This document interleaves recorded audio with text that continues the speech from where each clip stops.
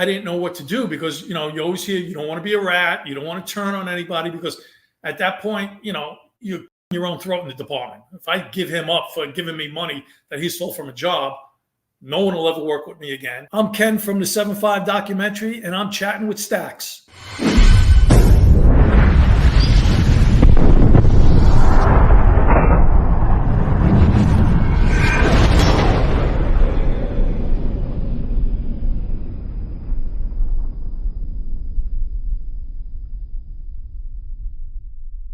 Welcome to this episode of Chatting with Stacks. I'm your host, Bill Stacks, and today I got Ken Eurell. What's up, Ken?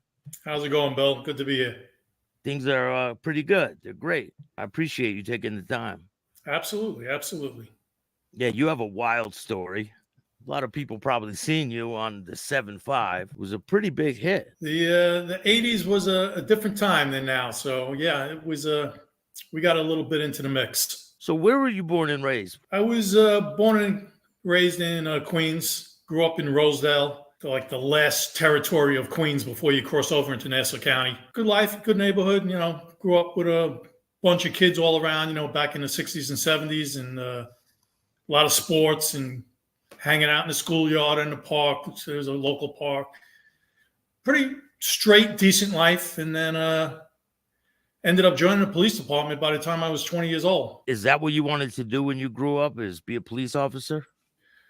I really wasn't my thing. Like, a lot of people, a lot of kids that grow up, they want to follow their fathers in their footsteps. And a lot of them back at that time was, firemen, sanitation men, policemen. My father was, and a lot go into the trades, electrician, carpenters, plumbers. So my father was a carpenter, union carpenter for 50 something years. So as a kid, right out on vacations from school, summer vacations, and when I got out of high school, I went into the construction trade. They tried to direct me to the city job. With the city job, you get a 20-year pension, you get unlimited sick days. Construction, you're sick, you don't get paid. In the winter, it snows, you don't work. It rains, you don't work. So he really pushed me towards the city jobs, firemen, sanitation, and police officer. And the police test came out first when I was about 17, 18 years old. I took the test, did really well on it, and got called before I was 20 years old. So as soon as I was 20, they threw me into the academy. What was the first major incident that you came across during your police when you first started? Like, do you remember the first day? Do you remember like your first exciting chase or anything like that? Yeah, there was a lot of stuff going on. The first couple of days was really nothing too exciting because you're at one police plaza with a whole bunch of new recruits, and probably 2-3 days we just filled out paperwork and they gave us a bunch of speeches. I remember one speech specifically that said, a lot of you will not make your full 20 years. Some of you will be killed in the line of duty. Some of you will quit the job for another job. Some of you will be arrested. Obviously, never thought I would fall into that category. But that's where I went. What was your first big case that you went on? Well, my first arrest was pretty simple. I was a rookie in it was called NSU, Neighborhood Stabilization Unit. It was Bedford-Stuyvesant, 7-7 precinct. There was a call for burglary, and myself, field training officer, and another rookie went to the job. They were in the front. Me and the rookie went around back. FTO was like on the corner of the building, watching the front and watching us in the back, keeping an eye on us. And as we go in the back, here comes Santa Claus down the fire escape with a pillowcase and a bunch of shit he stole from the apartment. And he reached the ground. He just kept coming. We didn't say nothing until he got to the ground and just scooped him up. It was a real easy arrest. So first arrest went easy. Back then, there was like the paperwork was ridiculous. It was so much repetition of paperwork. As the years went on, by probably mid-'80s, I got on in 1981. By mid-'80s, computers came online, so it was like just one online booking sheet. You filled it out, handed it in, and you were done. But back then, you go around the clock 24 hours doing paperwork, talking to the ADA, going to court the next morning. It was a real process. Yeah, so you're making arrests, and during the nighttime, you're just sitting there on paperwork all night, Exact paperwork. You go down to Central Booking in Brooklyn, and you just right around the clock. Did you ever have to pull your gun out and use it? In the 7-5, almost every day. Never had to fire it, thankfully, but it was out almost every day. I mean, you're getting calls every day of people shot, shots fired, all all types of different dangerous calls where you need to have your weapon out. Did you ever have a call where you were like shocked at what you found when you went there? I wouldn't so much say shocked, because you pretty much got to expect what was coming on based on the information coming in from the radio and from Central. I don't know, shock's not the right word. Probably Unexpected? Not even unexpected, because you're getting information, but when a lot of stuff is unfounded, so when you get to stuff that's founded, it is, I guess, somewhat a little unexpected. I've been on the call of cops being shot, so it's a little intense. Have you ever went to a call where there were bodies? Did you find a lot of bodies on? Absolutely, absolutely. There's murders every day. We're the murder capital of the United States back in the mid '80s. I mean, more murders in that little spread. And it's not like, you go across the country and you got precincts that are the size of a city. We're one little small precinct in Brooklyn. There's probably 20 different precincts in Brooklyn. So we had more murders in our little precinct than the entire country, in their whole town. Does that affect you when you leave work? And you try not to let it affect you. Like, you don't take it home. Like at the beginning, the girlfriends and the wives once I got married, they want to know, how was your day and how'd you do it? You don't tell them about it. You don't share it. You don't want to share it. You don't want to relive it. If most of the time, I would say, once you're working nights, 4 to 12, 4 in the afternoon to 12 at night, you're not going home. Usually the family's all asleep. You're hitting the bars with a bunch of other cops and you're rehashing the day. That's what you're rehashing. Do you think things have changed quite a bit since when you were a cop to now? Drastically. There's definitely less respect for cops, and they're doing a hell of a lot better job, I think, than we did back in the 80s. 80s was a lot of brute force. That's how, I don't know so much it would be respect for the cops, but they listen to you because they know, if they don't listen, you got a blackjack or a flash or a mag light up alongside your head. So it was a different time. Now you got everybody has a body cam, there's dash cams on the cameras. So it keeps everybody honest, on both sides, on the criminal side and law enforcement side. So now you cross that line between being a corrupt officer and being a legitimate, straight-laced officer. When is the point where you cross that line? Was it before you became, because you became a detective, right? Or no? No, I wasn't. I was not a detective. I was on patrol. I was about 6 or 7 years in. My partner at the time had left to transfer to another precinct, so there was an opening in my car. And my ex-partner, who does if you've watched the podcast or read my book, is Michael Dowd. And at the time, he was a discipline problem. So he had gone to Coney Island. A lot of the bosses for the summer, they would send discipline problem officers to Coney Island to get rid of them for 2 months, 3 months. And then hopefully when they came back, they learned their lesson and they were on the straight and narrow. He came back to the precinct at the time when I had an opening in my car. So roll call started hooking us up together. And he had a reputation. A lot of his former partners had already quit the job. There was a scandal probably a year or two prior to I hooked up with him in the 7-7 precinct where I had first started, where there were about 13 officers who got arrested for corruption. And there was a big rumor that the next scandal was going to break into 7-5. So a lot of guys were quitting. They were trying to, not get arrested. They figured if they quit, they won't get arrested. Yeah. My ex-partner gambled, stay on the job, figured that, the department's not going to expose another scandal and they'll bury everything, which is pretty much what they did. And when he came back to the precinct, he sort of, I don't want to say he brainwashed me, but he taught me a new way of doing the job. Like my whole thing, I was taught to, you go out, you handle the calls. You either, if you want to make advancement, you'll make a lot of arrests. So hopefully you make detective or go undercover, or, you do your job. And if you don't want an arrest that night, if you come across an arrest, there's always plenty of guys looking for overtime or advancement to say, hey, anybody looking, you would say that over the radio and somebody would answer and they would come and they would take the arrest essentially that you made. Yeah. And they would take the credit for it, right? Exactly. Take the credit and they move on and you get to go on with your day and go home safe. He had already been in the mix and he was doing, some corrupt things, grabbing money on the job from different things, DOAs and coming across drug scenes, pocketing money or drugs. Do you remember the first time you seen him do that?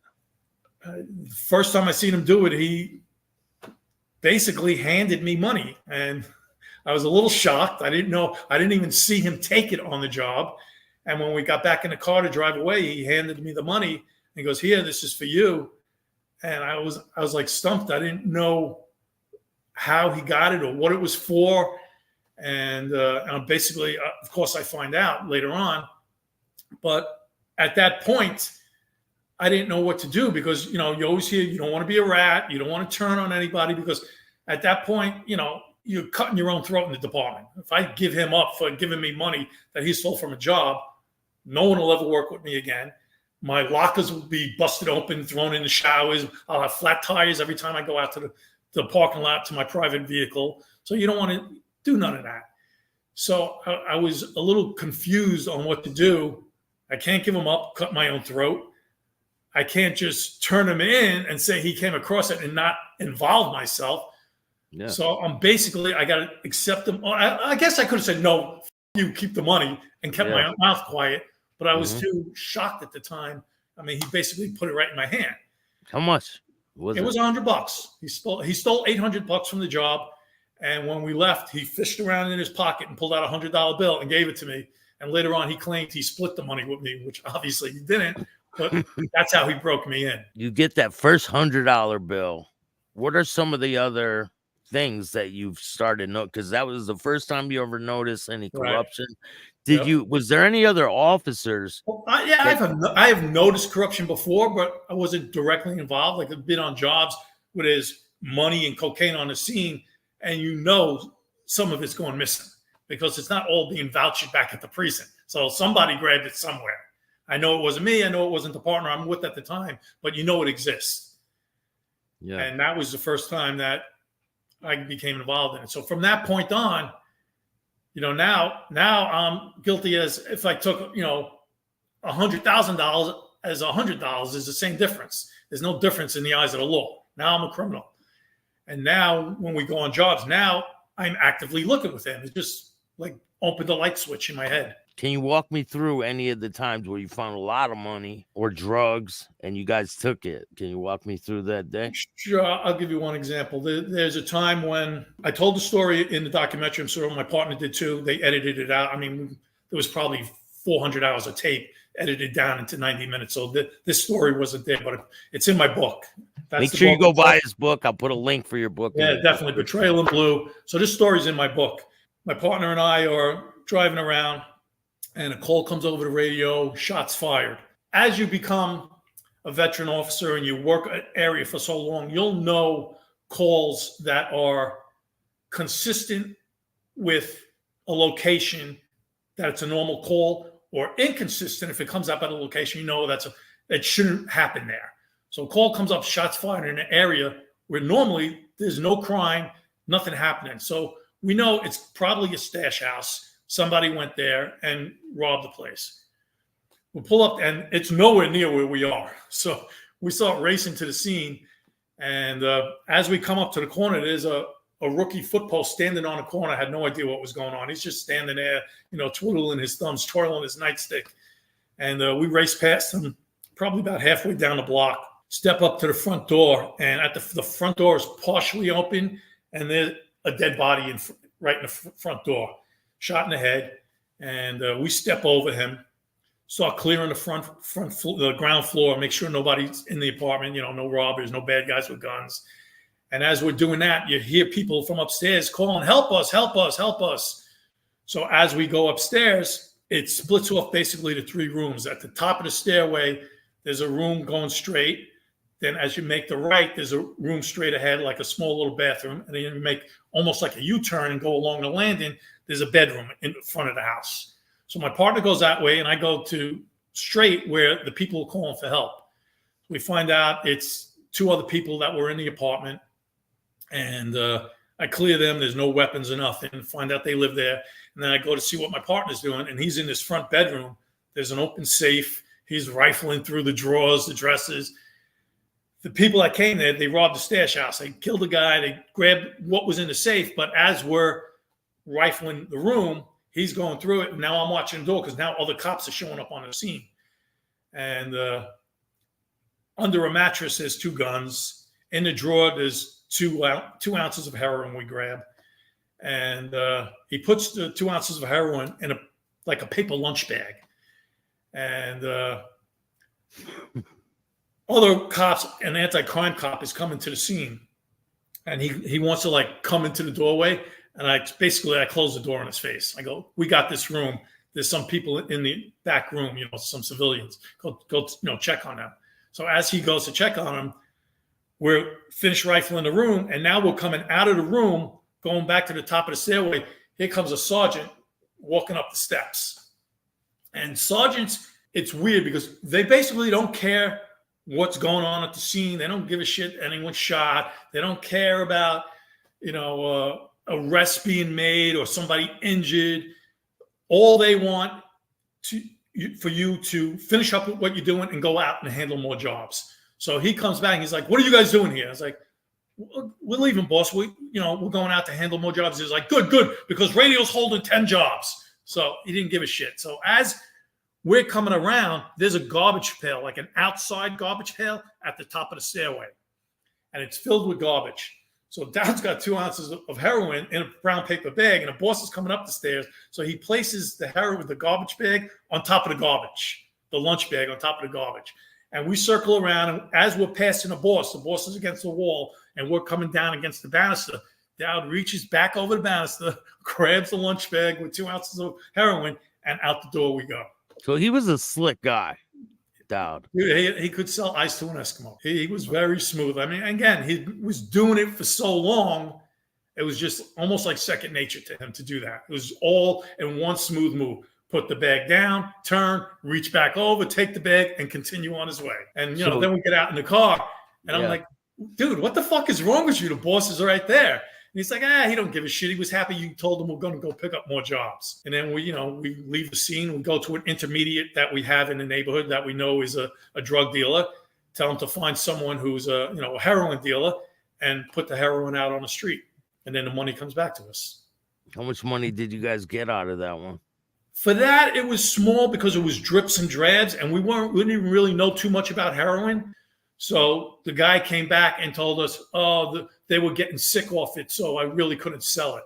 So he could have been beating us. We don't know. Most likely he was beating us for the money, but he gave us small bits, drips and drabs of it. Yeah, but we never gave that particular dealer any more drugs. So did you guys protect any of the drug dealers? Did you guys make deals with any of them to say we did? Eventually, we had this intermediate guy. He was, if you've seen the documentary or read the book, he was a business owner, legit business owner in the community. He ran a stereo repair shop, and he had connections with drug dealers. Drug dealers like to put back in those big boom boxes in the back with 18 speakers in it, and all the old radios where you pull out and take with you, walk away. And so he had connections with drug dealers. We knew that. We basically made a deal with him. Find somebody who's big in the neighborhood, who's, we could give them information and let them know about possible drug raids that are going to hit their location, things like that, and they pay us. So we made an initial deal with a gang called La Compañía, who was a Dominican gang. And they were big drug dealers. And the deal was, he was supposed to give us $8,000 up front, and then so much more per week. The initial deal, he only gave us $7,400 for some reason. So I don't know if he miscounted, which is highly unlikely, or he thought he could beat us for a couple of hundred, or maybe his runner pocketed a couple of hundred, maybe our intermediate pocketed a couple of hundred. I don't know. But it caused a rift between us and this first drug company. We decided not to continue on with them after we took the money.